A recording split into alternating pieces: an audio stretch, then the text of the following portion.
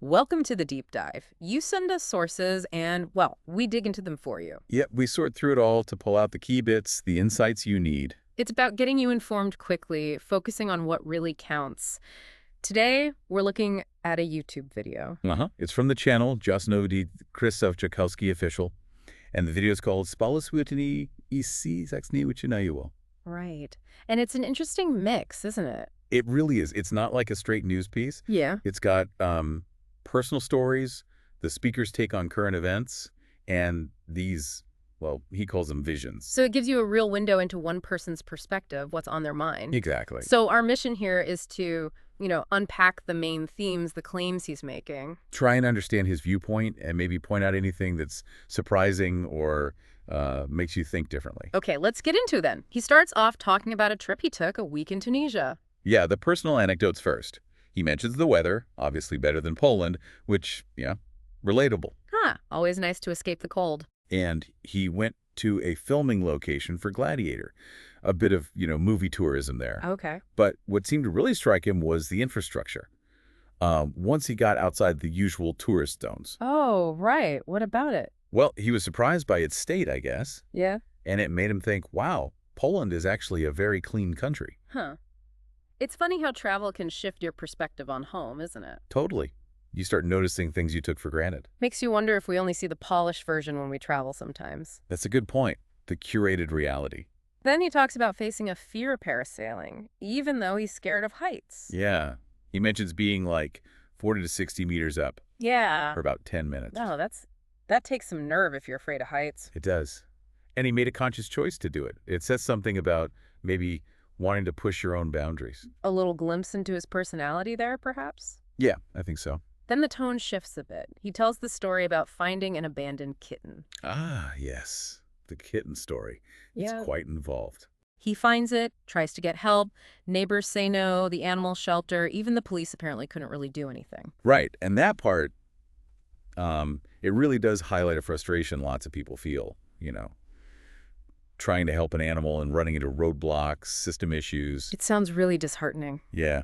But then the story takes this unexpected turn. Right. Says he prayed for help, and then this couple drives by. A couple he had apparently met, like, briefly months before at a restaurant. And they just happen to be there. That's the story.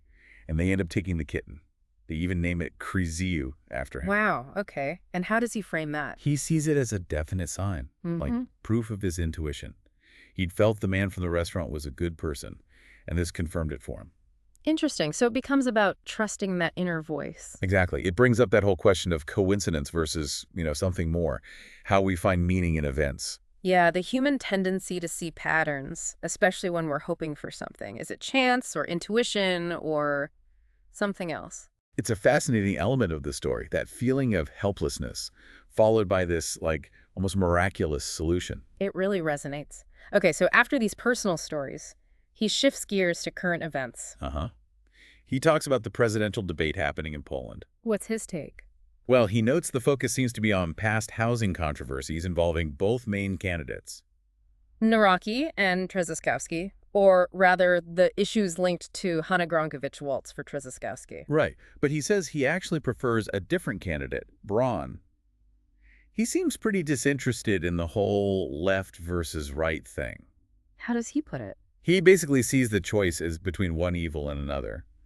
It reflects a kind of political disillusionment, Yeah, you hear that sentiment a lot these days, that feeling of being stuck with bad options or that the system isn't working. It definitely taps into that wider frustration. And he mentioned something really striking in a newspaper. Oh, yeah, the historical artifact. Someone sent him a Warsaw evening paper from August 31st, 1939. The day before World War II started. Wow. Exactly.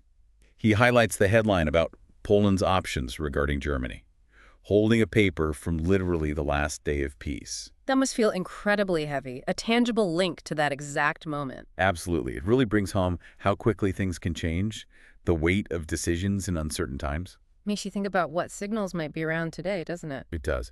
Then he revisits something he talked about before, Trump and Putin and the Ukraine war. What about it? He reminds people of his earlier prediction, basically that Putin would exploit Trump, let him down. Okay. And he points out that now Even Trump himself has apparently been saying he feels something big, maybe an escalation, could happen soon. So the speaker is sort of connecting his earlier thoughts with recent statements. Yeah, interpreting the dynamic and aligning it with current anxieties about the conflict, possibly worsening.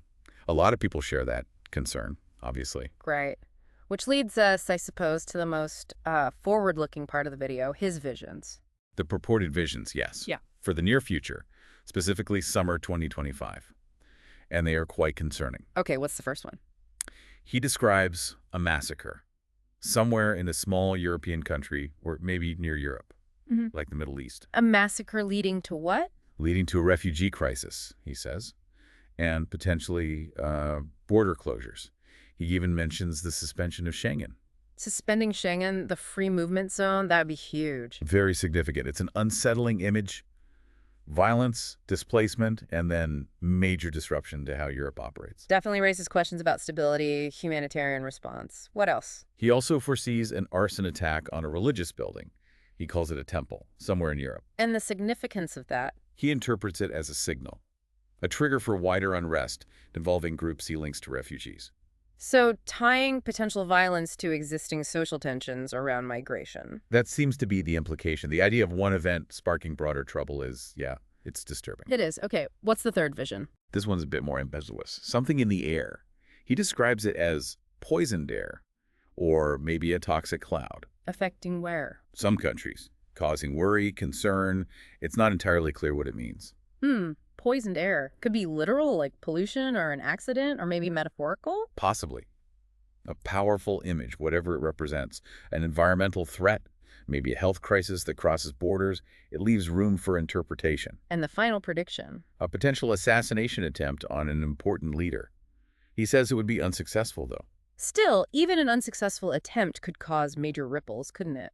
Absolutely. Politically, socially, it could increase instability, heighten security everywhere. Okay, so wrapping up this deep dive then, we've covered quite a range. We really have, from, personal stories about facing fear or finding a kitten. Right, highlighting resilience, intuition. To his observations on politics, that sense of disillusionment, the historical echoes. And then these quite dark predictions for summer 2025. The massacre, the arson, the poisoned air, the assassination attempt. It's quite a stark contrast, isn't it? It really is. You have these moments of sort of everyday hope and kindness in the anecdotes, like the kitten story. Yeah, that unexpected positive outcome. And then set against that, these visions of potential large-scale crisis and violence. It highlights how complex things are. Personal lives continue, individual kindness happens, but these bigger anxieties and potential threats exist at the same time. It definitely leaves you thinking about intuition, like he emphasizes. How do we use our own inner sense to navigate all this? And how do we process a world that contains both that everyday goodness and these potentially frightening possibilities? What signals, as he calls them, are we noticing in our own lives, in the world, and how do we choose to interpret them? Yeah, lots to mull over. Definitely. Well, thanks for taking this deep dive with us today.